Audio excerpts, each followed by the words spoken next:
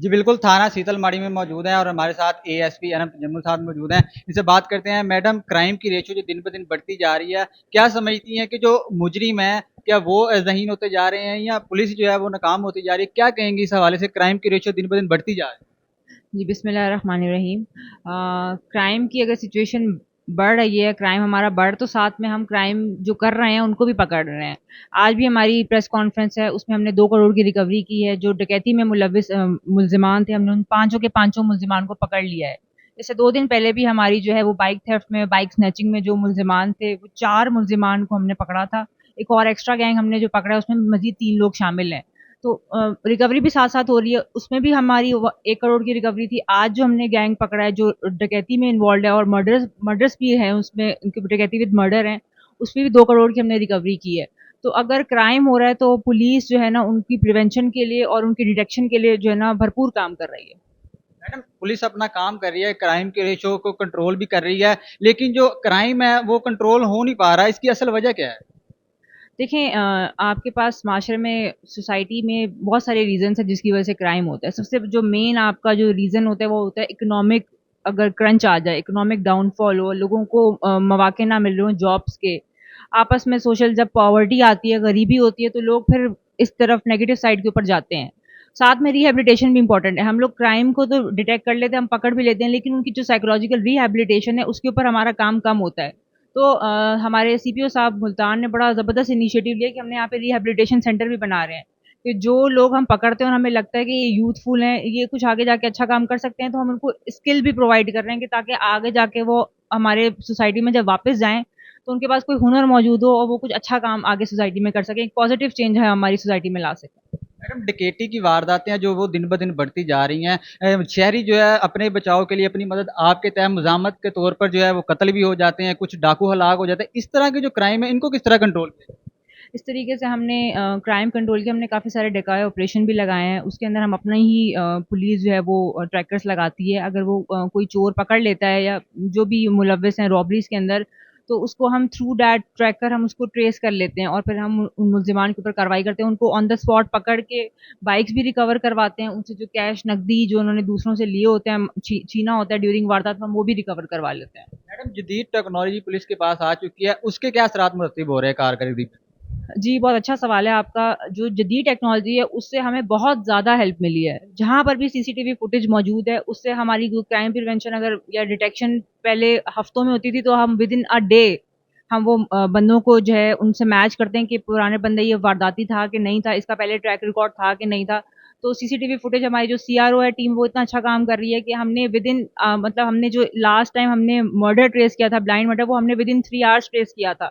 Just because हमारे पास CCTV footage आ गई थी। तो आई थिंक सो ये एक रिकॉर्ड है कि within 3 hours blind murder trace कर लेना कोई आसान काम नहीं है। Just because of this CCTV footage और ये जो हमारी जदीद टेक्नोलॉजी है इसके थ्रू। अच्छा मैडम, थानों की रेनोवेशन का जो अमल है मुकम्मल हो चुका है, क्या समझती हैं कि थानों की जो रेनोवेशन हुई है, इसकी कारकर्दगी पर और लेआउट पर भी असरात मुरतब होंगे? जी, बिल्कुल होंगे। लोगों के लिए जो हमने एस्थेटिकली ब्यूटीफुल ये police stations according to IG Punjab के इनिशिएटिव के मुताबिक हमने स्टिप्स एसओपीज़ के मुताबिक हमने ये पुलिस स्टेशन बनाया है। वो उसको जो बैरियर था कि एक थाना कल्चर है कि एक बंदा कतराता था जाते हुए कि वहाँ पे मुहर्रर होगा या हमें कोई सुनेगा नहीं या हमारी एप्लीकेशन एंटरटेन नहीं होगी, तो वो जो बैरियर था, साइकोलॉजिकल बैरियर भी ब्रेक हुआ है और एक जो फिजिकल बैरियर है वो भी ब्रेक हुआ है कि लोग अब जब एंटर होते हैं तो सामने फ्रंट डेस्क मौजूद होता है। फ्रंट डेस्क के ऊपर उनकी फॉरन एप्लीकेशन रिसीव भी की जाती है और साथ में उसको ई टैग नंबर भी लग जाता है। तो ई टैग नंबर जब उसको लग गया तो वो ऑटोमेटिकली हमारे सिस्टम में वो जनरेट हो गई है चीज़। तो अब वो चाह के भी वो उससे एस्केप नहीं हो सकता। विदिन हमारे पास टाइमलाइन है, उसी टाइमलाइन के अंदर-अंदर जो है उसको उसका इनिशिएटिव उसको उसको एंड करना है। उसकी एप्लीकेशन का कोई ना कोई फ़ॉलो-अप लेके उसको एप्लीकेशन को फाइनल करना होता है। तो उस एप्लीकेशन को जब तक वो ई टैग लग चुका है, तो अब ऐसा हो नहीं सकता कि वो एस्केप हो गया या उसकी एप्लीकेशन एंटरटेन नहीं होगी। साथ में उसका तफ्तीशी अफ़सर का नाम भी लिखा होता है कि ये आपका तफ्तीशी अफ़सर है और within that timeline, within 8 hours या 24 आवर्स अकॉर्डिंग टू जो उसकी संगीन क्राइम है या इतना इम्पोर्टेंट क्राइम नहीं है या हल्के लेवल का क्राइम है, तो उसके मुताबिक उसकी टाइमलाइन है। उस टाइमलाइन के अंदर-अंदर जो है उसका तफ्तीशी अफ़सर उसका फैसला करेगा उस एप्लीकेशन का। अच्छा मैडम, एक सवाल ये है कि पुलिस अपना एतमाद जो है अवाम पर बहाल नहीं कर पा रही है। क्या वजह इसकी है कि अवाम पर किस तरह पुलिस अपना एतमाद बहाल कर? ऐसा नहीं है, क्योंकि अगर आप देखें लास्ट ईयर्स के मुकाबले में अब आप देखेंगे तो पहले 15 की कॉल्स जो थी वो बहुत कम होती थी। पहले तो सिस्टम में रिपोर्ट ही हमारी जो गैंग्स या संगीन क्राइम्स होते थे वो रिपोर्ट ही नहीं होते थे, कि लोगों को एतमाद ही नहीं था कि कोई फायदा नहीं है पुलिस के पास जाने का। अब तो आप अगर आप देखेंगे तो 15 की कॉल्स, लोग छोटे से छोटे में मियाँ बीवी की लड़ाई भी होती है उसमें भी 15 कॉल करते हैं, कि मतलब उनको इतना ट्रस्ट हो रहा है कि पुलिस के ऊपर कि पुलिस कुछ ना कुछ हमारा करेगी, और हमारा 15 कॉल रिस्पॉन्स भी बड़ा अच्छा हो गया है। अगर पहले 15 मिनट होता था तो अब हमारा विद इन 5 to 7 मिनट्स के अंदर अंदर पुलिस वाला 15 की कॉल के ऊपर उस जगह पर मौजूद होगा। तो लोगों का एतमाद है तो तभी तो 15 की कॉल्स लोग करते हैं, वरना तो आधे से ज्यादा हमारे तो क्राइम रजिस्टर ही नहीं होते थे, लोग रिपोर्ट ही नहीं करते थे। अब हमारा क्राइम, लोगों में अवेयरनेस जब से आ रही है, लोगों को यकीन होने लगा कि पुलिस वाकई काम कर रही है, तो हमारा 15 की कॉल्स भी बेहतर हो रही है और उसका रिस्पॉन्स भी हमारा बहुत बेहतर है, जिसकी वजह से मैडम ये बताएं कि मंशियात फरोश के जो गैंग सरगर्म है उनकी रोकथाम के लिए किस तरह जो है पंजाब पुलिस इकदाम करे? अच्छा, इसके ऊपर जो है हमारे लोकल एंड स्पेशल लॉज जो हैं उसके ऊपर हमारा बहुत ज़्यादा काम हो रहा है। मंशियात के हमने पहले भी बहुत ज़्यादा पकड़े हैं, अभी हालिया हमने जो है काफ़ी हैवी अमाउंट में केजीज़ के लिहाज से आइस भी पकड़ी है, चर्स भी पकड़ी है। और हमारी एक उस पे सीपीओ साहब ने बड़ा अच्छा इनिशिएटिव लिया कि हर थाने ने डेली बेसिस के ऊपर 2 से 3 हर थाने ने, इंडिविजुअल पुलिस स्टेशन की मैं बात कर रही हूँ, इंडिविजुअल पुलिस स्टेशन ने हर रोज़ डेली बेसिस के ऊपर मंशियात का कोई ना कोई पर्चा ज़रूर देना है। तो हम छोटे से छोटे भी लेवल का होगा ना, चाहे वो 9B का भी हो, तो हम 9B का भी पर्चा छोड़ते नहीं, हम ज़रूर देते हैं। वो फिर कोर्ट में उसका फिर जो भी मामला होता है वो अक्सर उनको बेल मिल जाती है, लेकिन हम लोग जो है वो मतलब केजीज के ऊपर नहीं आते कि कोई बड़ा होगा तो पर्चा देंगे, हम 9B छोटे से छोटा भी ग्राम्स में भी हमें मिलेगी चर्च तो हम फौरन पर्चा देते हैं उसके ऊपर। मैडम देखने में आता है कि जो यूथ है वो ज्यादातर मंशियात में मुलविस जो है करार पा रही है, इसकी रोकथाम के लिए किस तरह जो है यूथ को कंट्रोल किया जाता है? जी पहले तो ये है कि सबसे बड़ा जो है आपका ड्रग पेडलर्स हैं, जो सेलर हैं बेसिकली, आप उनको रोकेंगे तो बाकी जो छोटा लेने वालों को तो हम ज़्यादा पकड़ते हैं, लेकिन जो बेसिकली इसमें इन्वॉल्व है, हम पहला काम हम उसके ऊपर जो है ना हमारा हाथ सख्त हो। तो हम ड्रग पेडलर्स के ऊपर काम कर रहे हैं। बाकी जो आप कह रहे हैं जो बच्चे स्कूल गोइंग या कॉलेजेस में या यूथ हमारी यूनिवर्सिटी में पढ़ती है, तो उसके लिए हम काफ़ी जो है ना साइकोलॉजिकल सेशंस करवा रहे हैं। उसके अंदर हम उनको जो है यूथ अवेयरनेस दे रहे हैं अबाउट नारकोटिक्स के, आपके लिए ये नुकसानदेह, आपकी ज़िंदगी, आपका लाइफ, आपका फ्यूचर में आपको बहुत डिस्टर्ब करेगा। तो हम इस तरीके के प्रोग्राम, अवेयरनेस प्रोग्राम्स हर यूनिवर्सिटी में भी करवा रहे हैं, स्कूल कॉलेजेस में भी करवा रहे हैं।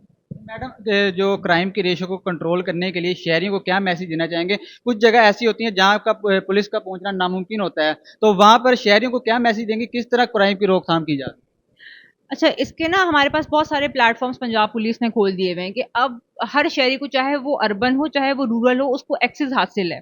सबसे पहले तो आपकी 15 की कॉल मौजूद है। इसके साथ साथ आपके पास अगर आपकी कोई कंप्लेन नहीं सुन रहा है तो आपके पास खिदमत मरकज हर जगह पे बना दिए गए हैं, आप खिदमत मरकज में जाके अपनी कंप्लेन रजिस्टर करवा सकते हैं, स्पेशली फॉर वेमेन। इसके साथ साथ आपके पास तहफ़्फ़ुज़ मरकज़ भी बना दिए गए हैं, अगर विमेन को कोई इशू आता है तो वो तहफ़्फ़ुज़ मरकज़ भी जा सकती है, अगर उसको लगता है कि मैं पुलिस स्टेशन नहीं जा सकती हूँ। साथ ही आपके पास डिफरेंट ऐप्स बना दी गई हैं, उन ऐप्स के थ्रू आप इजीली कम्युनिकेट कर सकते हैं। उस ऐप में पंजाब पुलिस की 1787 की, अगर आपको लगता है कि आपका इवन एसडीपीओ लेवल तक कोई नहीं सुन रहा, तो आप डायरेक्टली जो है आईजी पंजाब को मैसेज कर सकते हैं थ्रू 1787। 1787 के ऊपर विद इन 24 आवर्स हमें रिस्पॉन्ड करना होता है। तो आपने 1787 कर दी तो वो आपके लिए वो हाईलाइट पॉपअप होना शुरू होता है आईजी पंजाब के पास। तो आईजी पंजाब ने बड़ा अच्छा इनिशिएटिव लिया है, इसके अंदर हमें विद इन 24 आवर्स उस साइल का मसले को रिजॉल्व करना होता है। तो 1787 एंड थ्रू डिफरेंट प्लेटफॉर्म्स, 1787 तो आईजी पंजाब के, हमारे पास एडिशनल आईजी साउथ का भी है, हमारे पास सीपीओ का भी है, हमारे पास different complaint cell CMS system active हो चुका है। वो अपने पास डाउनलोड करें अपने मोबाइल ऐप के अंदर, और वो थ्रू सिंपल मैसेज करके उनको फिर हम कॉल करके बुलाएंगे अपने पुलिस स्टेशन से। जी बिल्कुल, एएसपी अनंत जम्मल हमारे साथ मौजूद थी जो कि क्राइम की रेशो को कंट्रोल करने के हवाले से बता रही थी कि जदीद टेक्नोलॉजी आ चुकी है जिससे हम क्राइम को कंट्रोल किया जाता है, और शहरियों को ये मैसेज दे रही हैं कि तहफ़्फ़ुज़ सेंटर भी यहाँ पर मौजूद कर दिए गए हैं।